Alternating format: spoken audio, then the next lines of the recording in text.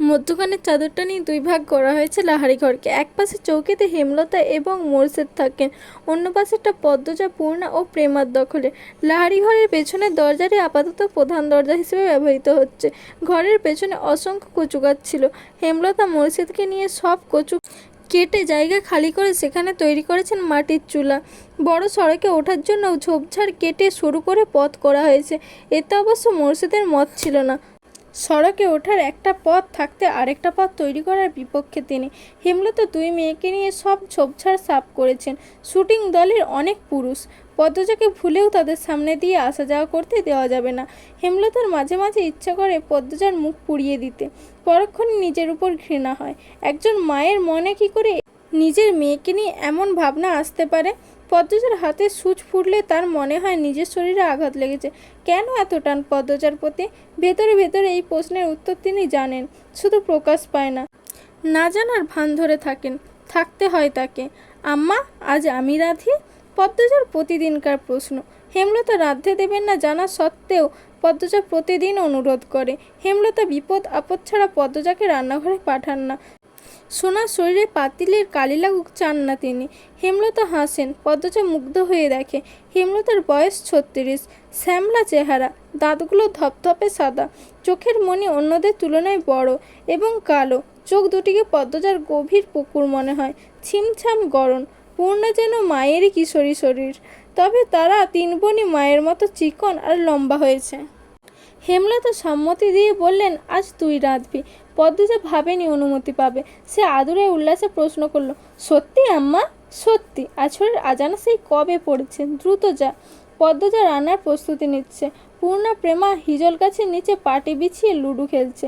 প্রেমা বারবার বাটপাড়ি করায় এ নিয়ে কিছুক্ষণ পরপর তর্কও হচ্ছে তাদের মাঝে। সকালে বৃষ্টি হয়েছিল। রান্না করতে গিয়ে পদ্মজা ভেজা মাটির সোঁদা গন্ধ পেল। মাটির ঘ্রাণ তাকে খুব টানে। মোরশেদ বাড়ি ফিরে পদ্মজাকে রাঁধতে দেখে কপাল কুঁচকে ফেললেন। ঘরে ঢুকে হেমলতাকে মেজাজ দেখিয়ে প্রশ্ন ছুঁড়ে দিলেন, এই ছেড়ি রাঁধতে কেন?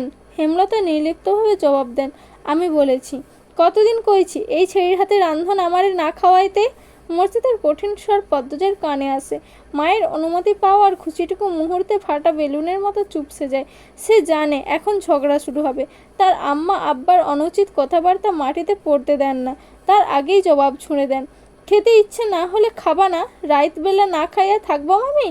খাবার রেখেও যদি না খেতে চাও সেটা তোমার সমস্যা।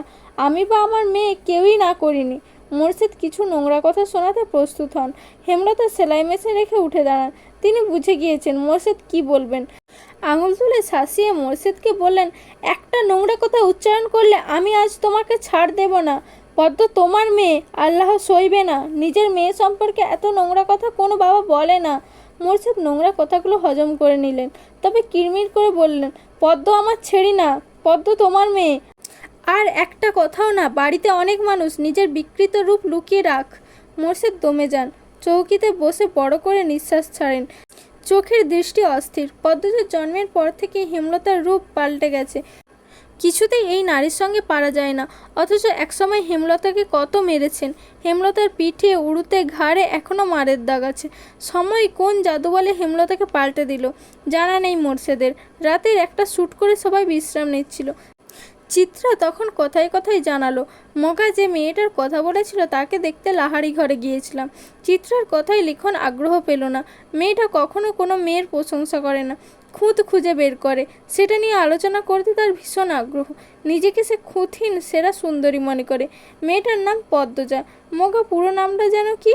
চিত্রা ওর সঙ্গে কথা বললে মগা খুব লজ্জা পায়, এখনও পেল। লাজুক ভঙ্গিতে জবাব দিল, উম্মে পদ্মজা। হ্যাঁ, উম্মে পদ্মজা। চিত্রার পাশ থেকে সেলিনা পারভিন প্রশ্ন করলেন, কি নিয়ে আলাপ হচ্ছে? সেলিনা পারভিন চলমান চলচ্চিত্রে চিত্রার মায়ের অভিনয় করছেন। চিত্রা বলল, এই বাড়ির মালিক যিনি, তার বড় মেয়ের কথা বলছি। এমন সুন্দর মুখ আমি দুটি দেখিনি। মেয়েটার মুখ দেখলেই বুকের ভেতরে নিকশিত বিশুদ্ধ ভালো লাগার জন্ম হবে। ভগবান এত শ্রী দিয়েছেন মেয়েটাকে। হতবাক হয়ে গেল লিখন সহ উপস্থিত প্রত্যেকে। চিত্রার মুখে অন্য নারীর প্রশংসা অবিশ্বাস্য। সবাইকে অবাক হয়ে তাকাতে দেখে বিব্রত বোধ করল চিত্রা। গলার জোর বাড়িয়ে বলল, সত্যি বলছি, সন্ন্যাসীরা কোনো পুরুষ এই মেয়েকে উপেক্ষা করতে পারবে না। পদ্মজাকে নিয়ে বেশ খানিকক্ষণ আলোচনা চলল তাদের মাঝে। আগ্রহ বেশি দেখালো লিখন, কিন্তু যখন শুনলো পদ্মজার 16 বছর তখন দমে গেল। ছোট মেয়ে, হয়তো এমন বয়সী বেশিরভাগ মেয়েরা স্বামীর ঘরে থাকে, তবুও লিখনের পদ্মজাকে খুব ছোট মনে হচ্ছে। তার একটা বোন আছে 16 বছর, এখনও 2 বেনি করে স্কুলে যায়, কত ছোট দেখতে। নিজের ক্ষণ সময়ের অভিলাষের কথা ভেবে আনমনে হেসে উঠল লিখন। চিত্রা তখনও পদ্মজার রূপের প্রশংসা করছিল। হিজল গাছের নিচে দাঁড়িয়ে আছে পদ্মজা, রাতে জোনাকি পোকা চারিদিকে। পদ্মজা প্রায় রাতে মুগ্ধ হয়ে দেখে জোনাকি পোকাদের মনে হয় দল বেঁধে হ্যারিকেন নিয়ে নাচছে তারা। তবে এই মুহূর্তে রাতের সৌন্দর্যটুকু পদ্মজার মনে দাগ কাটতে পারছে না। ঠোঁট কামড়ে কাঁদছে সে, খুব জ্বলছে চোখ দুটো। রান্না খারাপ হওয়ার অজুহাতে থালা ভর্তি ভাত তরকারি তার মুখে ছুঁড়ে দিয়েছেন মোর্শেদ। চোখে ঝাল পড়েছে। তা নিয়ে হেমলতার সে কী রাগ। মোর্শেদ অবশ্য চুপ ছিলেন, তিনি তো রাগ মিটিয়েই ফেলেছেন। আর তর্ক করে কি হবে। পেছনে এসে হেমলতা দাঁড়ালেন, ডাকলেন, পদ্ম। পদ্মজা তাকালো। হেমলতা ভেজা কণ্ঠে প্রশ্ন করলেন, খুব জ্বলছে? পদ্মজা জবাব দিতে পারল না, ঠোঁট ভেঙে কেঁদে উঠল। মা ছাড়া পৃথিবীতে আর কেউ নেই তার। মা বাদে আর কারো আদরও পাওয়া হয়নি, সবাই তার দোষ খোঁজে। হেমলতার বুক চিরে দীর্ঘশ্বাস বেরোলো। পদ্মজা ছিঁচকা দূরে, ছোট থেকে বাবার অনাদর আর অপমানে বিদ্ধ হয়ে কেঁদে চলেছে, তবুও চোখের জল ফুরোয় না, মন শক্ত হয় না। এমন হলে তো চলবে না। পদ্মজার কান্নার বেগ বাড়ল। হেমলতা সদ্য কাটা বড় গাছটির গুঁড়িতে বসে চুপ করে পদ্মজার ফোঁপানো শুনছেন। একটি বারের জন্যও কান্না থামানোর চেষ্টা করলেন না। যখন চাঁদ মাথার উপরে চলে এলো তখন ক্লান্ত হয়ে পদ্মজা নিজেই থেমে গেল। শান্ত হয়ে বসলো মায়ের পাশে। হেমলতা উদাস গলায় বললেন, এভাবে চলবে না পদ্ম। পদ্মজা মায়ের দিকে তাকালো। হেমলতা বললেন, শোন পদ্ম, কেউ আঘাত করলে কাঁদতে নেই, কারণ মানুষ আঘাত করে কাঁদানোর জন্যে। যখন উদ্দেশ্য সফল হয়ে যায় তখন তারা শান্তি পায়।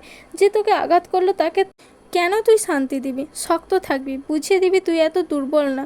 যাকে তাকে পাত্তা দিস না, হাজার কষ্টেও কাঁদবি না। কান্না সাময়িক সময়ের জন্য মন হালকা করে, পুরোপুরি নয়। যে তোকে আঘাত করবে তাকে তুই তোর চালচলন দিয়ে ছিন্ন ভিন্ন করে দিবি। তখন তার মুখটা দেখে তোর যে শান্তিটা হবে সেটা কান্না করার পর হবে না। এই শান্তি স্থায়ী। হেমলতার কথা পদ্মজার উপর প্রভাব ফেলল না। সে করুণ স্বরে বলল, কিন্তু আব্বার ব্যবহার আমার সহ্য হয় না আম্মা। আমার সঙ্গে কেন এমন করে আব্বা? তাকে কখনো সামনাসামনি আব্বা ডাকার সুযোগ পেয়েছিস? পাসনি। তবু কেন আব্বা আব্বা করিস? তুইও তাকে পাত্তা দিবি না। তুমি খুব কঠিন আম্মা, তোকেও হতে হবে। আব্বা কেন এমন করে আম্মা? আমি কি আব্বার মেয়ে না? আব্বা কেন বারবার বলেন আমি তার মেয়ে না? এহেন প্রশ্ন হেমলতা চোখ সরিয়ে নিলেন। পদ্মজা জানে এই জবাব সে পাবে না। সে দাঁতে দাঁত চেপে কান্না আটকানোর চেষ্টা করলো। হেমলতা পরম স্নেহে এক হাত পদ্মজার মাথায় রেখে বললেন, কাঁদিস না আর। মায়ের রং না হয় পাসনি, মায়ের মতো শক্ত হওয়ার তো চেষ্টা করতেই পারিস। পদ্মজা নির্লজ্জ হয়ে আবার প্রশ্ন করলো, আম্মা আমি কি আব্বার মেয়ে না? বলো না আম্মা। পদ্মজার চোখ বেয়ে জল পড়ছে। মায়া হচ্ছে হেমলতার। বুক ভারী হয়ে আসছে। তিনি আবেগ লুকিয়ে কণ্ঠ কঠিন করার চেষ্টা করলেন, মার খাবি পদ্ম, কতবার বলবো? তুই আমার আর তোর আব্বার মেয়ে। কি কি নাম আমার আব্বার? কি শান্ত কণ্ঠ পদ্মজার। হেমলতা চমকালেন, তবে তা প্রকাশ করলেন না। মেয়েদের সামনে তিনি কখনো দুর্বল হতে চান না। পদ্মজার দিকে ঝুঁকে কণ্ঠ খাদে নামিয়ে বললেন, তোর আব্বার নাম মোর্শেদ মরল। পদ্মজা হতাশ হয়ে দীর্ঘশ্বাস ছাড়ল। মার উপর বিরক্তি জন্মেছে। খুব কঠিন করে বলতে ইচ্ছে হচ্ছে, যাও এখান থেকে, আমার কাছে আর আসবে না, কখনো না। কিন্তু এমন ব্যবহার কখনো করতে পারবে না সে, কখনো না। রাতের বাতাসে ভেসে আসছে হাসনাহেনা ফুলের ঘ্রাণ। আকাশে থালার মতো চাঁদ, ছিঁড়ি ছিঁড়ি মোলায়েম বাতাস চারিদিকে। পদ্মজার চোখের জল শুকিয়ে যায়। হেমলতা ঝিম মেরে বসে আছেন। মা মেয়ে পাশাপাশি বসে থেকেও যেন কত দূরে, নিজেদের মতো ভেবে যাচ্ছে এটা সেটা নিয়ে। হঠাৎ নিস্তব্ধতা কাটিয়ে একটা অসহায় কণ্ঠ ভেসে এলো, মায়েরা তাদের জীবনের গোপন গল্প সন্তানদের বলতে পারে না রে পদ্ম। পদ্মজা তাকালো। হেমলতা ছলছলে চোখে তাকিয়ে আছেন। পদ্মজার বুকের ভেতরটা হু হু করে ওঠে। এই মানুষটাকে এত নরম রূপে মানায় না। মাকে আশ্বস্ত করে পদ্মজা বলল, আমি আর কখনো জানতে চাইবো না আম্মা। শুটিং দলের একজনও বাড়িতে নেই, সবাই স্কুল মাঠে গেছে। কয়দিন ধরে নদীর ঘাটে যেতে না পেরে তৃষ্ণার্ত হয়ে উঠেছে পদ্মজা। এই সুযোগ হাতছাড়া করা যায় না। হেমলতার অনুমতি নিয়ে সে ঘাটে চলে যায়। সিঁড়িতে বসে আয়েশ করে। কয়েক মুহূর্ত পর শুনতে পাই গান বাজছে কোথাও। পথচা গানের সুর অনুসরণ করে নিচের দিকে নামে। ঘাটের বাপাশে নৌকাটা বাঁধা, একজন পুরুষ বসে আছে, হাতে রেডিও। গানের উৎস তাহলে এখানেই? পদ্মজা বিব্রত বোধ করে। দ্রুত উল্টো দিকে ঘুরে ব্যস্ত পায়ে চলে আসে লাহারি ঘরে। তাকে এত দ্রুত ফিরতে দেখে হেমলতা প্রশ্ন করলেন, কেউ ছিল? পদ্মজা উপর নিচ মাথা নাড়ালো। হেমলতা চিন্তিত স্বরে প্রশ্ন শুনলেন, কিছু বলেছে? দেখতে কেমন? না আম্মা, কিছু বলেনি। আমাকে দেখেনি, মাথায় চুল ঝাঁকড়া, মুখ খেয়াল করিনি। পূর্ণা অঙ্ক করছিল। পদ্মজার মুখে আগন্তুকের বর্ণনা শুনে হৈ হৈ করে উঠল, এইটাই তো লিখন সাহ, নায়ক। হেমলতা আর চোখে মেয়ের দিকে তাকান। নায়ক নায়িকাদের প্রতি পূর্ণার এত তীব্র আগ্রহ? তা ভালো লাগে না তার। পূর্ণা মায়ের চাহনি দেখে দমে যায়। সারাক্ষণ শুটিং দলের আশেপাশে ঘুরঘুর করে মেয়েটা। হেমলতা বিরক্ত হয়ে তাকে কড়া নিষেধ দিয়েছেন, আর যেন না যায়। যদি যায় মার একটাও মাটিতে পড়বে না। পূর্ণা ভয় পেয়েছে, কিন্তু লিখন সাহ আর চিত্রা দেবীর জুটিটা এত ভালো লাগে তার যে শুটিং না দেখলে দম বন্ধ হয়ে আসে। তাই সে চুপিসারে টিনে একটা ছিদ্র করেছে। হেমলতা সেলাই মেশিন রেখেছেন লাহারি ঘরের পেছনের বারান্দায়। সারাক্ষণ সেখানেই থাকেন। সেই সময় পূর্ণা ছিদ্র দিয়ে উঁকি দিয়ে শুটিং দেখে। পূর্ণার এই আচরণ দেখতে দেখতে একদিন পদ্মজারও আগ্রহ জন্মালো। 7-5 ভেবে একদিন উঁকি দিয়ে বসলো সেও। ঝাঁকড়া চুলের মানুষটি একজন অতি সুন্দরী মেয়েকে কোলে তুলে নিয়েছে। মানুষটির দৃষ্টি মোহময়। বাড়ি জুড়ে গানের সুরধ্বনি। কেউ কেউ ক্যামেরা ধরে রেখেছে। গানের শুটিং চলছে বোধহয়। অদ্ভুত ঠেকছে পদ্মজার। লজ্জা পেয়ে চোখ সরিয়ে নিল সে।